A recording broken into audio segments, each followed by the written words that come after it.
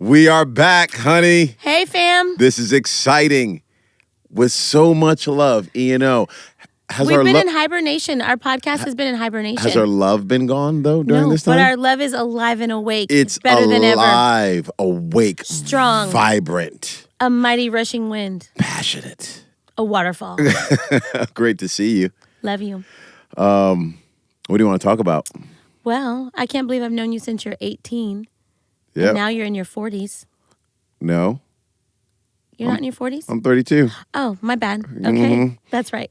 32. I'm not 32. I'm excited to be in my 40s. You have the body of a 32-year-old. Which 32-year-old are you thinking of? None. I'm not thinking of anyone's body but yours. No, it sounds like you're thinking of somebody's body. I'm not. I promise. I promise. I'm looking at your face right now. I can see that you're thinking. Well, you can't tell. I can tell. That's the Michael B. Jordan face. It is not. I don't have a Michael B. Jordan face. That's so 2 years ago. Oh, there's somebody new? No, not at all. That's what it sounds like. Don't be weird. Honey, you're the one making it weird right now. You're saying that there's some... I said you have the body of a 32-year-old. That's a compliment. Then you look like then you looked off in the distance and smiled. I did not. I did not. Well, you have the body. That's getting weird now. It's getting so weird. It's getting so weird. You're funny. No, you're the funny one. I love you so much. Now, I am excited to be able to be back on the podcast, though, to be able to spend time with everybody and talk about life, relationships, marriage, all of the things. Plenty of things have been going on in our life since our last podcast. So much. I mean... With so much love. You're pregnant. And just kidding. Fourth just child kidding. Coming, just kidding. Dropping spring 2025. No way. No. Just kidding. If you were pregnant, that'd be so crazy. I don't know what I would do. Yeah. I mean, of course. We're not ready for. Well, I'd be a father. We're not ready for sleepless nights, but we already have them with our daughter. So there's that. She likes to wake us up. Well, actually, wake you up. Yeah, I was gonna say sleep there's not a us in that. Yeah. Whenever our daughter comes into the room, she's now 8, and but she's going through a sleep regression. she's comes in, teething. and Oneka does not move. No. I mean, there's no help for me whatsoever. Well, because I handle certain things, you handle certain things. We're a team, and that is your shift. Babe. Honey. You never have to think about, like, childcare or, like, when we're out of town. You don't have to do that crazy matrix. I agree. I'm not saying there's not things that... Each person has a thing that they do well. Yeah, but you do well waking up in the middle of the night. Yeah, I do well sleeping to the very last minute, and then you bringing me coffee. That's the cross I need to bear. We didn't agree to this. We did not agree to me being the one that the kids come to at night. You do it well. I earned my stripes when they were babies. I earned my stripes, so I'm not. But I was right there with you when they were babies. But then when you went back to work, I let you sleep. I don't remember this. I do. Okay. Yes. So you're saying, because, we've got 2 adopted kids, so there was no breastfeeding, so you can't pull the breastfeeding card out. But we still had to feed them every couple hours. Yeah, I was doing it. Not when you went back to work. I let you sleep, I promise. I let you sleep because I need you to be fresh because you had meetings. You offered, but I sent you back to sleep. I remember that happened 3 times. Oh, okay. No, I do remember being able to go back to sleep a few times. And I remember one time you throwing a bottle at me. That's never happened. No. You would never throw a bottle. I would not throw a bottle. But I do remember you loving sleep. And the sleepless nights with kids is a real thing. It is a real thing. Now that Elle is, getting up periodically and coming into the room. Our bedroom is near hers, so I hear her footsteps for sure. Yeah. So I know when it's about to happen. We didn't have a lock on our door for a very long time. Yeah. I have put a lock on the door. So it's great to hear her footsteps coming and knowing she's going to be knocking. She's going to be just stopped right there. A couple of times I feel like she hit her face in the door because she was used to it just opening up. Right. So she's kind of like, ooh. That was so me, funny. That was me smacking the microphone. But when she comes in and you are sleeping, I don't feel upset. I'm thankful for that. Like I don't feel like, oh my goodness. Because you're unselfish. Well, that's not the reason. I just recognize you're out. I appreciate you letting me rest because I go hard. You are out. When I'm out, I do need my fuel. I'm like a bear. I need my little sleep so then I can just hit the ground running. after 2 cups of coffee. I'm trying to wear that right now. I don't think I don't ever feel really upset about that. Just don't like, this is what it is. Yeah. I wake up with the kids. I'm so thankful that you wake up with the kids. There was one You're a night. saint. Let it all out and No, just feel it. Because not a lot of dads do that. So I want you to wear the honor. No, I'm not trying to wear the honor. I just remember. Want you to wear it. There was one time our son, our oldest, this one, he was at home, and I was away at college, but he was in high school. And he was just, not feeling well at all, really, really sick. So I slept upstairs in the guest bedroom, right down the hall from him. And he comes in, and Oneka was down in our bedroom, but I just wanted to kind of be near Parker, make sure. I think maybe you were not feeling well too. Maybe that's what it was. Sounds right. So, but Parker comes in. He's like, "Dad, I gotta go to the emergency room." And we get up. We go to the emergency room, we sit there, or, like the urgent care, middle of the night, we sit there. He gets whatever, help he needs to get. He was just feeling terrible. By the time we left, he was feeling better. We come home, put him back in bed, and then you wake up and had no idea that we had gone to urgent care. Do you remember that? Just let me sleep. Yeah. You were out the entire time. Yeah. You were like, wait, what? You guys went to urgent care and were up the whole evening, but I tried to call you. But once you're out, I'm out. You're out. Exactly. I don't have any problem with that though. Well, I keep saying that. I will say this since we're staying on this, and I think you need to just have some therapy in this moment, like therapy by talking about it. We love therapy too. There's nothing wrong with therapy. Therapy is amazing. It helps you get whole and healed. When you go to the right one. Yeah. When you go to the right one. Yeah, I've seen some people go backwards. Yes, but when you go to the right one, it's a game changer. The right person. The right one. Shout out to all the therapists. Thank you for your grace. Counselors, your marriage kindness, counselors, whatever. All yep. of y'all in that industry helping that space, people. yeah. Space. It's just a beautiful thing. But I stayed up every night all through our son's high school career. You did. You went to sleep. Because Oneka was like, I don't know where he's at. I was just praying him through.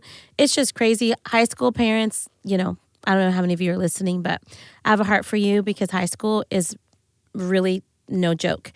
And a lot happens in high school. So the season shifts so much because you think it's really, really hard when they're toddlers, which they are. It's hard when they're toddlers. But high school, but you can control them. Yeah, high schoolers, there's just a different, when they're driving. Meaning you can put your hands on them. I can pick you up. You know who they're playing with. You know whose house they're going over.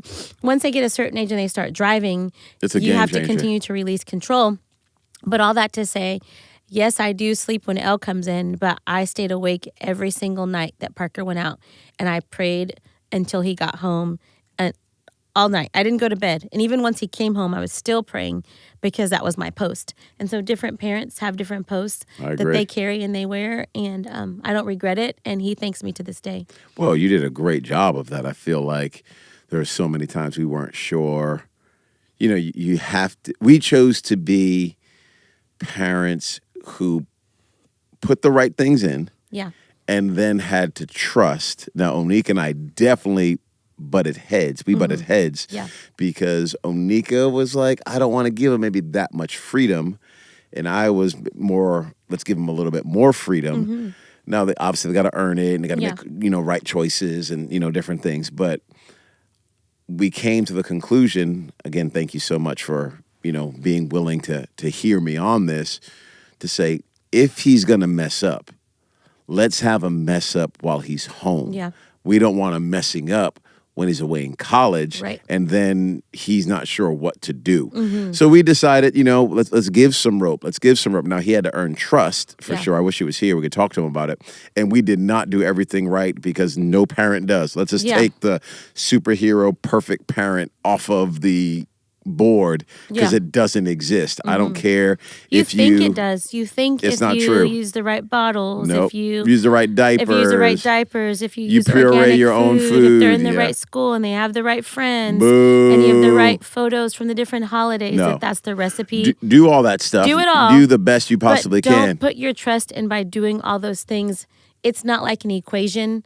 1 + 1 doesn't equal 2. No, they are a human being with a purpose, a call, decision-making ability, friendships, desires, wants, idols in their life, trying to learn what it means to be a follower of Jesus. Everything perfectly.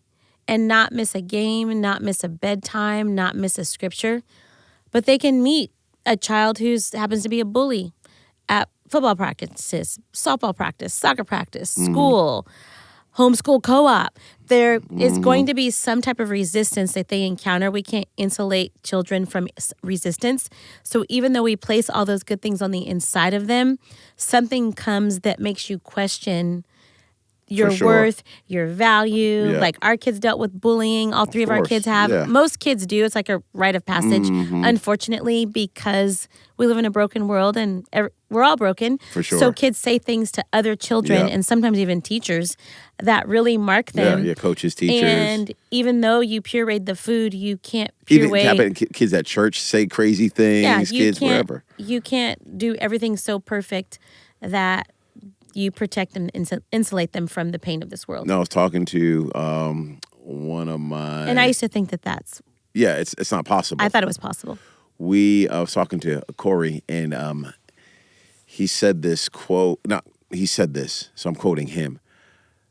In my desire to make sure my kids had what I didn't have, I'm not sure I gave them... I'm not sure they have what I had. Does that make sense? Meaning, I think I kind of messed that up a little bit. But basically, you're like, hey, I want to get my kid this. I want to get my kid that. I want to get my kid this. Because, you didn't have that growing up. But in giving those things, you unintentionally didn't give them some things. Fight, grit, resistance. And he and Millie have great kids. Yeah. Love their boys so much. But this is just all of us. It resonated with me because, my mom was a single mom, the best. She was awesome and wonderful. But they weren't like, oh, we're going on family vacation, and we go on family vacation now. I love that we can do that. But now our kids actually think like that's a thing, right? It's like everybody does that because that's what they've grown up with. Right. Thank the Lord. Primarily, Elle, as we continue to get, on in life a little bit more. But when you have all these blessings that come your way, then sometimes your kid doesn't get that fight and that grit that is needed in order to be the type of human being that, the type of follower of Christ that they're going to be, that you want them to be. Because if you're going to live in this world, you're going to have trouble. For sure. How are you going to respond to it? Yeah. How are you going to deal with it? Yeah. You can't just go into the corner. You can't just cry. You can't just quit. And that's why sports are great for kids. Or something, but it's not just sports, because I would say this. People talk about how sports builds character, and I heard one individual saying, if sports builds character, and again, I'm a sports guy, I love sports, but if sports builds character, that means you ought to be able to go to the professional teams and find the most character. But you can't. Right. Those are a lot of times, not all the time, but those are individuals that are going buck wild out there. So it's not sports that builds character. You can build character a bunch of ways, but I get a little bit nervous of parents that spend all their time keeping their kid away from godly things. Maybe there's no devotionals in the house. There's no Bible study in the house. Then the kids don't come to church, or they come to church inconsistently, and they don't have any mentors in their life that are Christ followers. And then we just, as parents, think, well, I'm a Christian, they're nice enough, and this is just going to stick. No, you got to get them in the right place at the right time, surrounded by the right people, so they can become who you want them to be. And as passionate as we are about getting our kids in sports, we better be that passionate about getting them around the things of God and the people of God, because that's what actually kept Parker later, right? You're up praying for him, which was amazing and wonderful. I did go to sleep. But you're up praying for him and interceding for him as he's at these parties, as he's out with these friends. But we also were like, no, you're coming to church on Sunday. Yeah. No, even if he didn't want to, because he was in our home. But those are the mentors. Those are the leaders that he's able to call on to help him become who he's supposed to be. It's pretty special. Well, with parenting, and I know we've been on parenting for a second. We have people that don't have kids that are listening to this as well. But I used to love though hearing when I didn't have kids. Yeah, same. Because you feel like how am I going to do this, and what am I going to do? So I don't have no problem talking. I have no problem talking about this. This is what I've learned now that we have an 8-year-old, a 13-year-old, and a 19-year-old. We are still growing and evolving. A 19-year-old? Are you serious? We don't have it all figured out at all. But I would say that what I'm learning, what I tell parents now, is whatever you do, the wonderful, beautiful things that you take pride in doing for your kids and doing as a family, think of it as a garden. You're creating this beautiful garden. And there's going to come a time, because there's something that happens. Either your toddler is going to go through a stage where they have temper tantrums, or your daughter is going to go through a stage where they're not grateful, or your son, or your kid's going to get in middle school and see something on their phone or a kid's phone that they're not supposed to see. Or your son or daughter is going to go to high school and they're going to be exposed to things, Christian or non-Christian, that's right. Or even at a cousin's house and you homeschool. You just can't insulate your kids from the things of this world. Yeah. But I will say, whatever failure point your family experiences, because all of us kids are not perfect, and there's always some type of failure point. When you create this stunning garden, no matter what, your kids always have something to pull from. Sometimes they don't appreciate it. They don't appreciate the beautiful orchard that you provided for them. The tomatoes you put in the yard. The heirloom ones that you got all the dirt under your nails and sourced the seeds from Spain. Sometimes they don't appreciate it. No. But there comes a time when they're able to pull from that fruit. And it is a beautiful sight to watch. Yeah, I really like that imagery, and we've talked about that, with friends, that if you see it as this garden, as you're trying to raise your kid, and look what God put us in. He put us in the Garden of Eden in the very beginning, but you've got this garden, they're able to pull, you're planting all these beautiful things. Okay, confidence and faith and kindness and respect and purpose and identity, that you are a young man or a young woman of God, and we love you, and that's why I love that people in our church talk about doing the creed with their kids all the time, right? You have your little kids, you have a little 2-year-old saying, I am loved by God, I cannot earn it, I cannot lose it. In Christ I am forgiven and made brand new. I live with passion and purpose. I'm empowered by the Spirit to be the church in the world and to live for the glory of God. And you're putting that in like little kids. Here's the garden. You're just planting this stuff, and you're weeding, and you're trying to pull out stuff, but you're putting new stuff in there. And it's like, oh my goodness, look at all this fruit, all these vegetables growing, and these blue bonnets and these roses. I mean, you got all this stuff growing, and it can feel like your kids don't appreciate it at times. Now, when they're 1, you don't know that they don't appreciate it. But you can get, kids get a little bit older and get more of an opinion. It's like, why did I even do this? Why did I plant this garden? Did I spend the right time? Did I waste time doing that? Do they not even care? All the attention and the money and the prayers and the time I put into this thing. But what we have found is your kid knows where to come back to. Yep. And then they can pull from what was planted. Yep. So the question really for all of us parents is, what are we planting? What are we planting? I like to ask parents, if your version of Christianity was reproduced in your kids, would earth look more like heaven, or would it look more like hell? Right. Or would it look more like just the same? Is the version of Christianity you're showing your kids, is it going to advance the cause of Jesus Christ in the earth? Or is it just going to advance the American dream? Right. Nothing wrong with American dream per se. I want everyone to be as successful as they can, but that's not our number one aim. Right. So if our version of Christianity is not something we want our kids living out in the future, then let's go ahead and make the adjustment, make the sacrifices now, not from a place of guilt or shame, but from a place of purpose and destiny and hope for the future. So good. I like that garden. What things do you wish we would have put in that we didn't put in as much? Yeah, I would say we protected our kids from the difficulties of life. And from the stresses that we both deal with and have dealt with, from the disappointment, from the betrayals, from just the the frustrations. Like the dark times that we've just walked through. Yeah. Just building a life-giving church, it comes with a great cost. That obviously Jesus paid the ultimate price. But yes.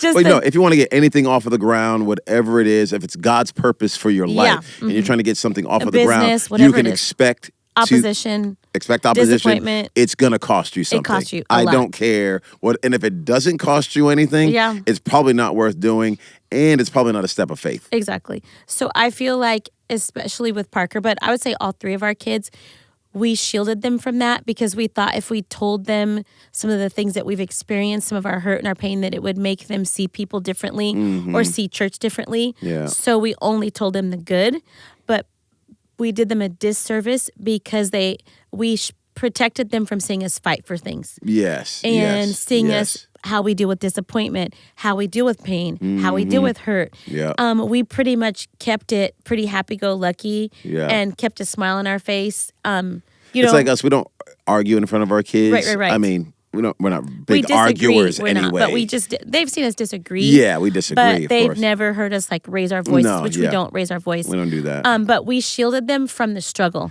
I would say. Yeah. And I think that they were a part of setup and tear down and coming to church, but it was not like. It wasn't as much the grind and the conversations. We didn't say, "Oh, I cried about this," when it came to just being hurt, building a life-giving church. Yep. So I think we did them a disservice by not teaching them the fight side of us, and the scrappy side of us. Because you think, "Oh, church, it all just happens," and everybody's so nice. You think everyone's just nice, and I feel like that was where we went wrong for sure. I think demons are real. Oh my gosh.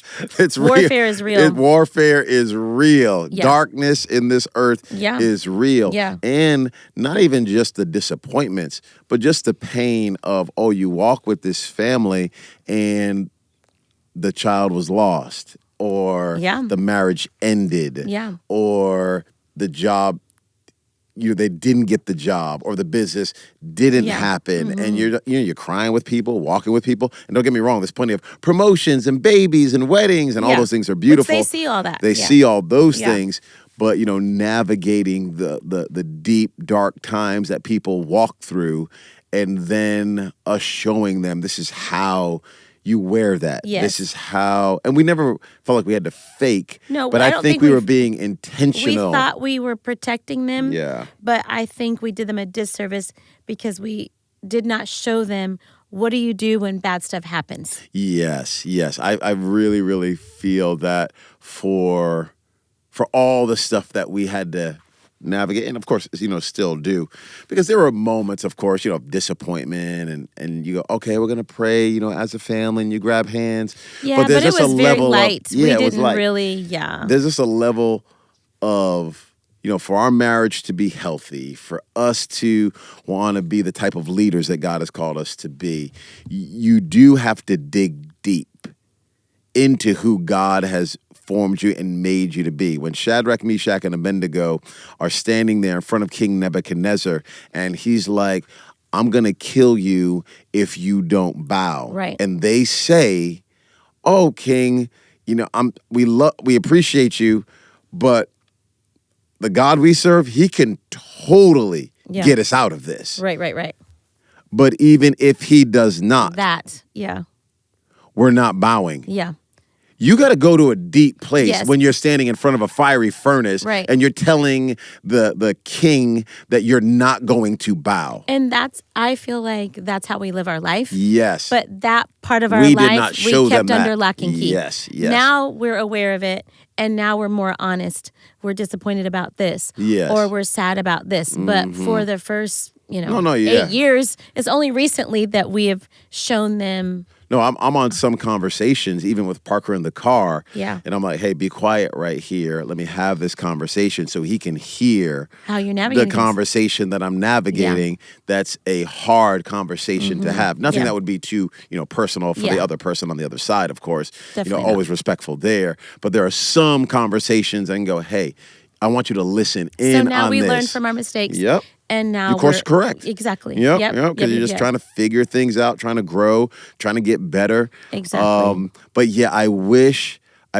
we would have figured out a way to get our kids to be able to get that, that dig grit down deep and like, no, I'm not going to be moved. Yeah, I'm on firm foundation in my walk with Jesus. I'm not going anywhere. And they all are not going anywhere. They're on a firm foundation. But I think... Wait, no, you're right. I really think that they're on a firm foundation.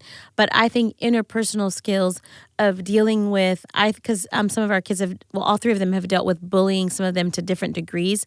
But I do wonder if we showed them how we fight, if they would have had a different response to being bullied, Yep. I would just wonder. I mean, you never can tell, You can do everything perfect, and crazy stuff still happens. For sure. We're just talking about trying to give it an assessment of our lives. Yeah, I would say sure the kids stay something else that we could have done better is teaching our kids, because we're big unconditional love people. Mm-hmm. We love people too much. If you can love someone too much, I would say that would be us. And we love unconditionally, and we see the potential and purpose in pretty much everyone and everything. But I think we did not teach we taught our kids unconditional love, which is great. But when you're in middle school, you have to learn, is this person going to be a good friend for me or not? Wisdom in relationships. Yes. They just saw us serving people, setting the table, honoring people. You love the least of these. You love the outcast. You love the one that's forgotten. That's what you're supposed to do. Yeah, which we still believe everyone. Which we still live our life that way. Totally. But there's some kids that you're not yet ready to have that relationship, because you're not strong enough yourself to be able to remember who you are in that relationship. And I think we could have done a better job of teaching them discernment. Yeah. Relational discernment. Yeah. That would have saved us so much. It really, really would have. In terms of friendsps in middle school, high school, relational discernment. I don't even know how we would have done that. I don't know it either. Because we also don't like to ever talk bad about people. Exactly. Because we don't do that, right? No. I mean, people are made in the image of God. You want to honor people. You want to speak highly of people. You don't want, gossip or... Yeah, maybe we could have done more of what do you look for? Teaching them what you look for in a good friend. Yeah. But because we're such big lovers of people, even people that didn't hit that mark of a good friend, our kids just love. Yeah, for sure. We have had to ask our kids, hey, if you're around kids that are asking you to compromise who you are, and you have to dumb down your love for God, but they don't feel at all like they have to dumb down their love for culture or what they love. Yeah. Why is it they're asking you to make that change, but they're not willing to make that change? Right. That's not a friend. Exactly. Because if you can't be true to who you are and they're going to force you to adjust to somebody else, then that's not a relationship that you need to be investing in, especially at particular times and seasons of a young person's life. Yeah. And, again, you live and learn. We're growing still. I was told by someone, you don't ever stop being a parent. Right. Yeah. Even after they graduate college and move out and do all these things, you're still a parent. We're in a fun spot. I'm going to call it fun because I'm trying to make sure I get my mouth right and I say the right things about our life. I'm going to call it a fun, exciting season when you have, from elementary school to college. Yeah, we have all three. And that has at times tried to kick our butts, but it's not going to kick our butts because we are strong in Christ and we can do all things through Christ who gives us strength. We can be content I'm talking to myself right now. We can be content in every circumstance, whether we have a lot or we have a little. It does not matter. But on the real, it's try to kick our butts and take us out at times for sure. With that being said, having kids, spanning these different ages and these different seasons, we are getting to learn.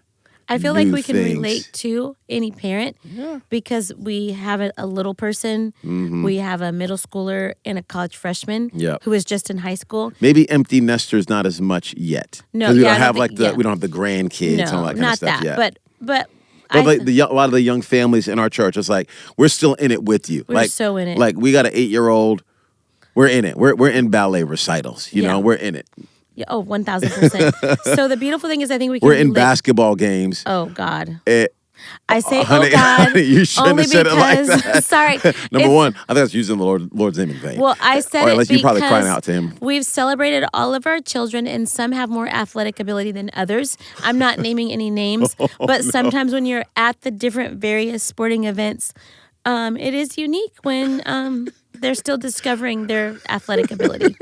So I just was having some memories. It is so awesome to be at a game and you're basically dying in the stands. I mean, if your child is not playing and you're just there, you're cheering on other people's kids.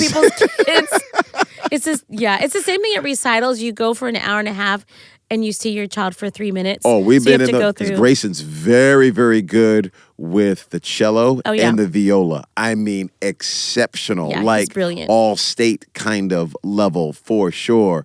And he's like, okay, I got this recital. That's our middle son. Yeah, we're there. Boom. We sit down and he plays for 3 minutes.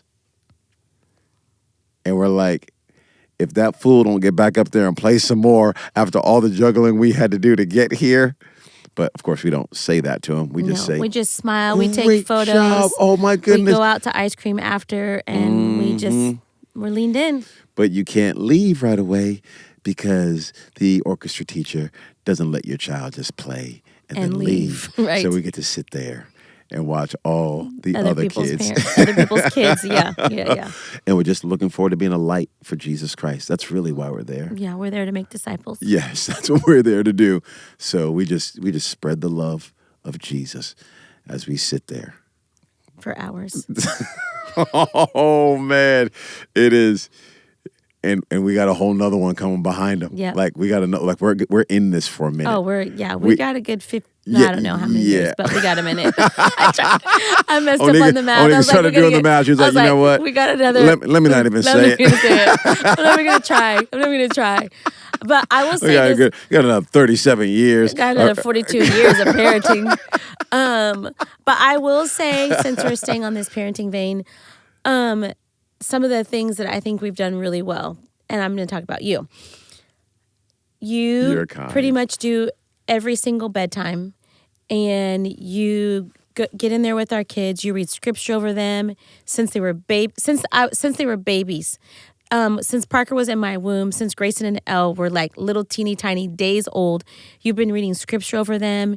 You've taught them memory verses. You've taught them confession. Hey, it's all the garden, though. You have a whole bedtime routine that you've done with them, like pretty much every single night. So I feel like we do bedtime really well. We do family dinners really well. We do highs, lows, and what we're thankful for. Well, going off family dinner, though, let me just add this dynamic. What you bring to be able to create moments. And it's not even, you're great at the special moments. Huge. You want to have a birthday and be connected to Oneka, hands down, because she makes people feel so special. But I also like that it's not just the big moments of birthdays. I feel like it's the everyday, we're going to have family dinner, and you're looking up recipes on Instagram, trying to find something really, really special. Now, is it always appreciated? No. Does everyone always eat everything? No. But do you still keep on just giving your best every single time? Yes, yes, yes. And I think it also speaks to just the culture of what we have in our home. We're going to give our best. We're going to hospitality. I want you to feel loved. Want you to feel seen. That's why our church actually feels the way it does too, is because that's the same way it is at home. So thank you for saying those kind things about me, but I definitely want to put that back on you because I'll tend to want to do things with the kids. Oneka likes to kind of sit and snuggle and watch movies and like pop popcorn. And they love both those. Yeah, baked cookies. They love both of those things. And I love that we get to bring kind of who we are. Mm-hmm. I like to kind of run out and get out and go do stuff. And Grace and I went to go play virtual reality. It was $50. That's nuts. Per person. What? I'm not lying. We went on a daddy bro, time. Yeah. Elle and I had done the daddy-daughter date. And then later on I went out with Grayson for bro time. I was like, I think this is a virtual reality place. We rolled up to it. Yeah. They said $50 That's crazy. Now he's there standing looking at me like he really wants to do it. You got to deliver. So we went out and sold some weed, and then we came back and we paid for it cash. I have no comments. It's not true, guys. But I threw you all off on that one. I know I threw off Oneka, you definitely threw me off. Oh God. I just never know what you're gonna say. But we did have the money, praise the Lord. Yeah. And that was 3 months worth of Daddy Bro time. So we'll be back in the garage chopping up wood. That's free. Because that's free. That's definitely. We got some sticks in the backyard, and he and I are gonna shape them into little arrows. That's what we're gonna do. I love it. I'm gonna call them Pocahontas. So that's what we're gonna be doing, because that's what we got him for Christmas. Yeah, little wood shop. He's our crafty one. Yeah, he loves it. Yep. But all that to say, I think you do bedtimes amazing. You give the best wisdom and advice to our kids. You do that amazing. You're one of the most present parents I've ever met in my entire life. And you prioritize our family and our kids. And they feel that. They see the way you honor me. And I feel like sometimes we sign up our kids for all the things. We do so much for our kids, but then we forget about our spouses.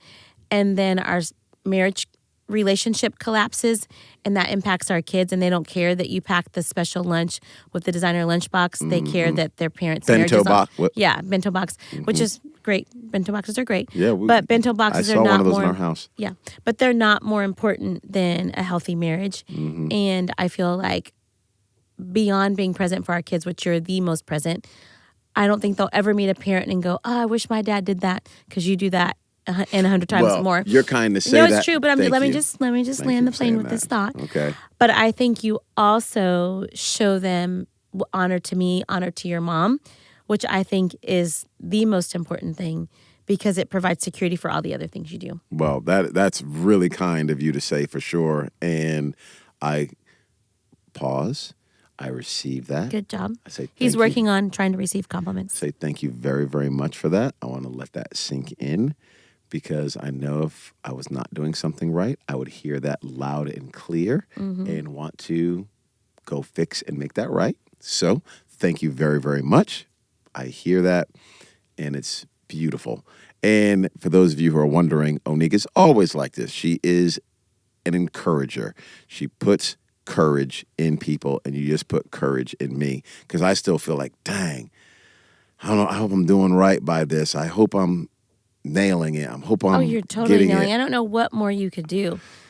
Well, you could retire now as a dad and a husband, which you aren't, but you've done enough for a lifetime and continue to do by your presence. Well, thank you. Well, the good thing too is we're on the same page. Yeah. And the agreement is really, really powerful in marriage, when both spouses are like, hey, we're in this. We want this to be successful. We want this to be life-giving.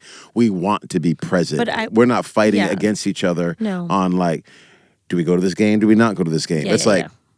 We go to games. Yep. We're going to go even to a practice if we need to. We're going to be there for, obviously, the birthday parties, putting the kids down for bed, godliness, pouring Jesus into them. We're in agreement on so many things. And like-minded, it really makes a world of difference. I remember I read something a long time ago. Matter of fact, I think the guy's name was what is it? Who's the eHarmony guy? I don't remember. The guy who came up with eHarmony. Yeah. That was before Hinge and all the things. Yes, eHarmony still might be out there. Okay, shout out eHarmony. Okay, yeah, look that up for me real quick right there, please. And he wrote a book years and years ago. And one of the things he said in that book, which I thought was great, he said, the more you're alike, the less you argue about. Yeah, Neil Clark Warren. The more you're alike, the less you argue about. And I feel like you and I are alike on a lot of things. And when it comes to parenting, we're alike. Now, we weren't alike on raising a teenager. Yeah, raising a teenager. We went back and forth. Contentious tension we had in our marriage. It was also during COVID. True. It kind of came to a climax during COVID, for sure. So, but yes, without a doubt, that has been the most intense time.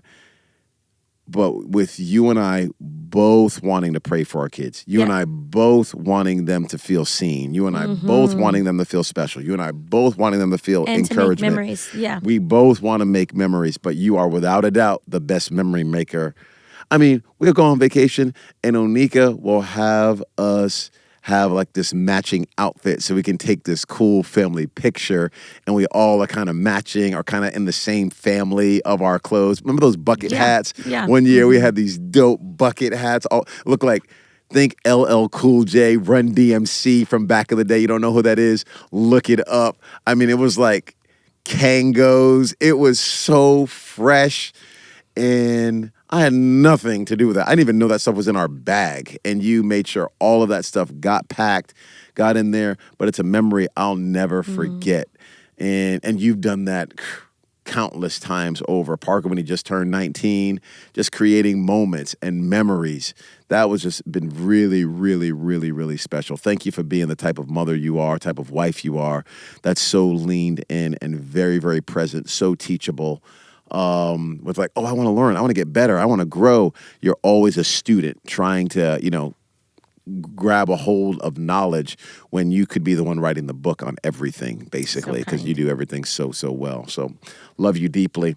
Hey, everybody, we love you a whole bunch. Yeah, we're on the journey with you. Yes, we totally are. Growing. We'll tell you all the things for anything that we feel like we've done well, and we'll tell you the things that don't do them. Yeah, we're for like sure. Not perfect, but I think that we are teachable and we want to keep growing. We do. We want to have fun. We're in love with Jesus. We're in love with each other. We're in love with our family. We're in love with building God's house. And when we get hurt, we just get back up and we ask God to scrub our hearts to keep us pure. There it is. There's the recap right there. Love a good recap.